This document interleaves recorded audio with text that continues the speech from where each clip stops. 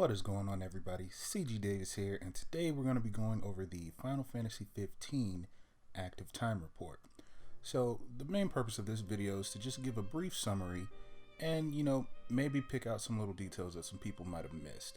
So without further ado, let's just go ahead and jump right into it.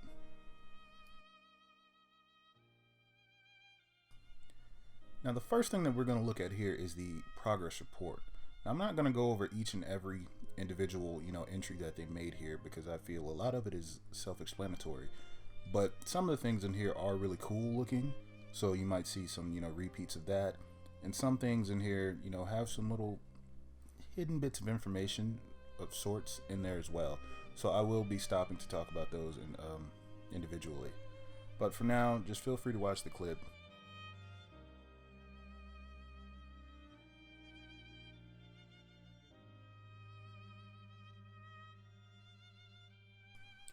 Here you can see that you actually get dirty when you roll around through the mud.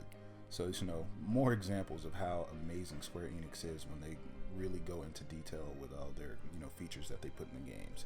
Absolutely amazing.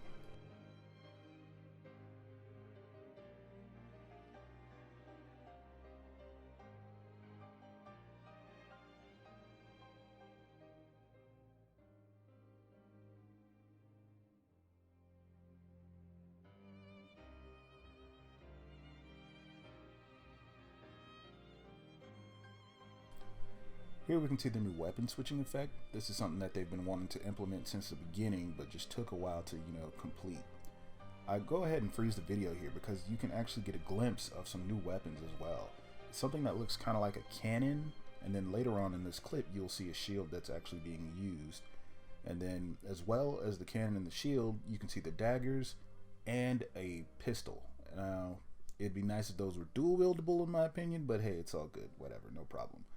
But and also there is a katana that you get to see later on in the clip as well, and I do actually quite a few retakes of that because I think it looks absolutely amazing. So yeah, pretty dope.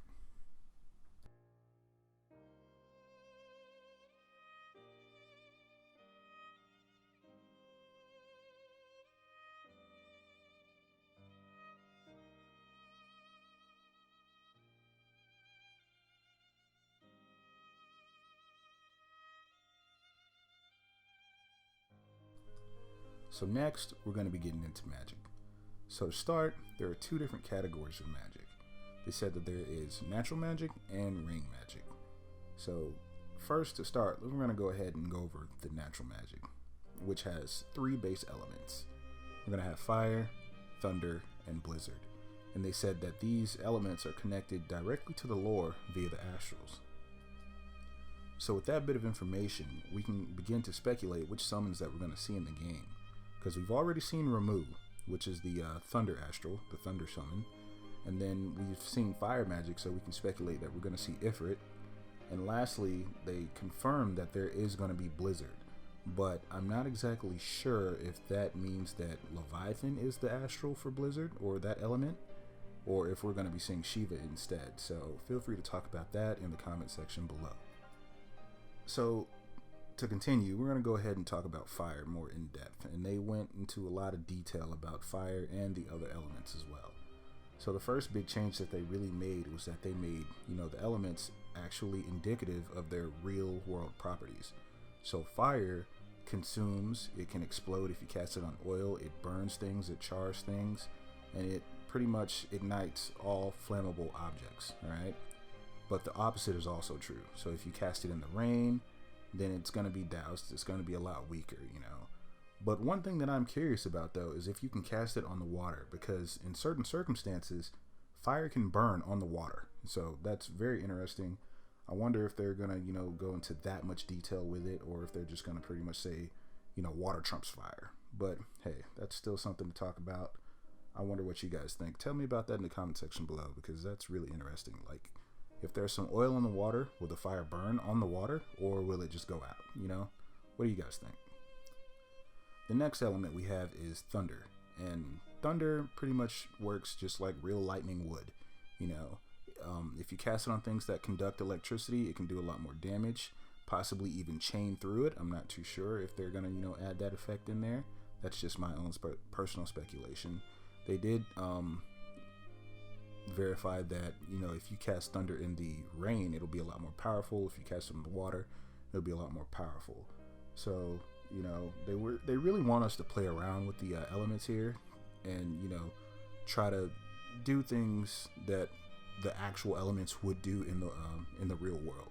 So experiment a lot, guys, and maybe we can find some cool little combinations of magic attacks. All right. And the last element that they went over was Blizzard, and they said that Blizzard can outright freeze and kill an enemy. It can slow enemies down, and it can freeze patches of water. So there's a potential to create some footholds in, you know, the ocean, because as we saw earlier in the progress report here, there was a spot where, you know, they were floating in the water. So I wonder if you can use Blizzard on that patch of water to actually stand there instead of having to worry about swimming. So that's another thing that, you know, is really interesting. They're going into so much detail with the magic here, and what they definitely said was that they were trying to go with a quality over quantity thing here. So they're trying to get you to just really think about all the possibilities that you can use each and every one of these magic attacks with, you know. So I think that's pretty cool. You know, I'm not necessarily mad at that. You know, I like to see some gravity, I like to see some stop, but hey, no biggie, you know. It is what it is. And the last thing about natural magic that they spoke about is that it is connected to an item. All right, so we're not casting magic willy-nilly from our fingertips anymore, but rather there's an item that Noctis uses to collect the natural elemental energies throughout the world, and they said that you use that to create the magic, and then you equip that into a slot and you cast it. I'm kind of on the fence about that. I'm not sure if that's kind of dope or not. You know, I'm not really too sure yet, because it adds a level of depth to it, but at the same time, in all the previous Final Fantasy games, or most of them at least, you know, the amount of magic you can cast will be directly linked to the amount of mana that you have. But now it's just kind of like, you know, an consumable item of sorts. So I don't know. I mean, I'm not mad at it. I'm always open to change, and I think it's a definitely, you know, a bold move to make. You know, you change too much, some people are gonna get pissed, but I'm all for it. Bring it on. You know, it could be interesting because it definitely adds depth to the gameplay. All right. And lastly, the second type of magic, the second category of magic, I should say, that they brought up was ring magic. Ring magic is only usable by the person who bears the royal ring of Lucius, which is passed down through the royal line. And that's pretty much all they said about it. They said that, you know, you won't get that until later in the game. Natural magic you'll get right from the beginning of the game.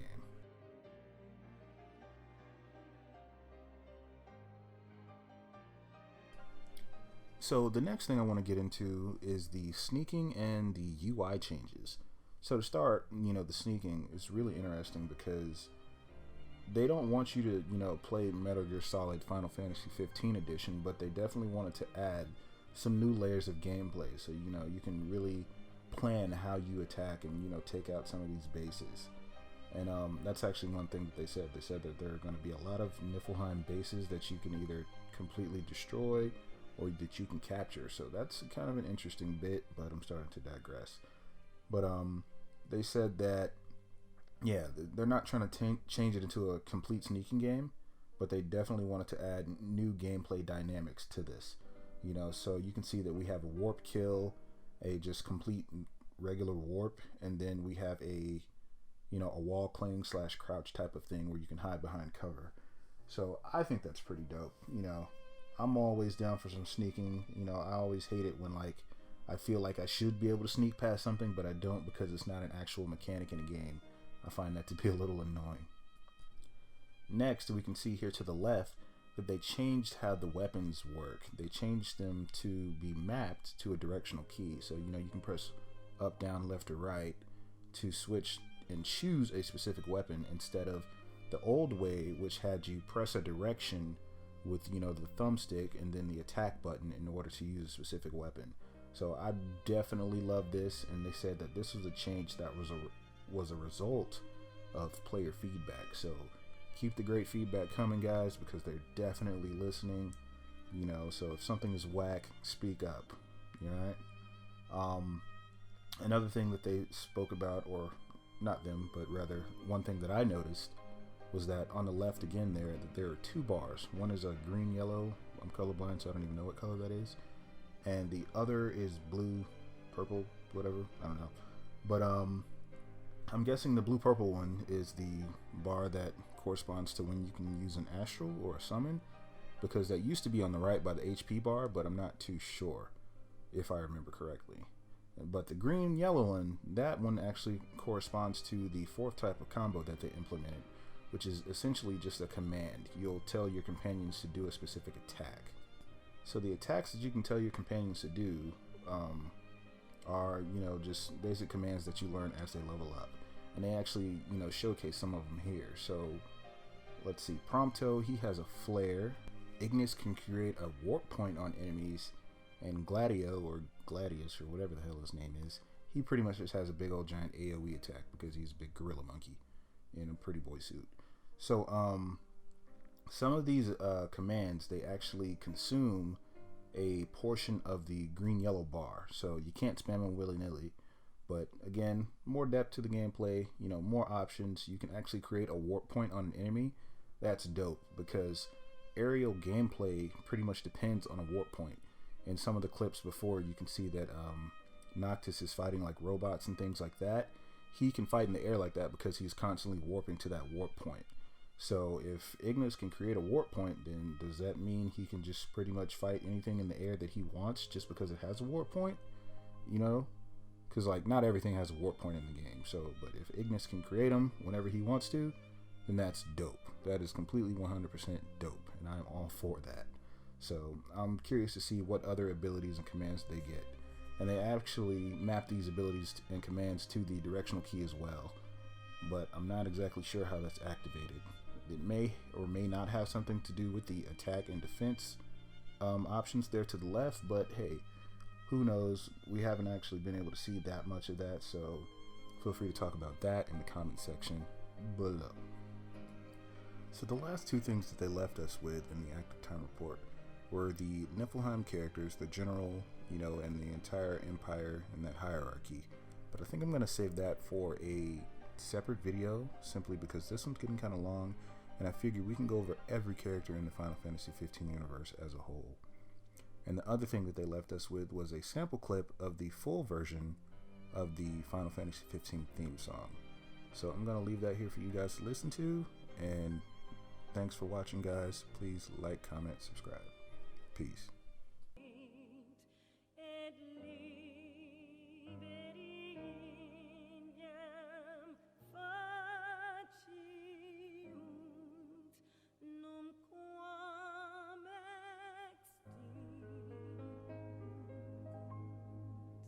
Next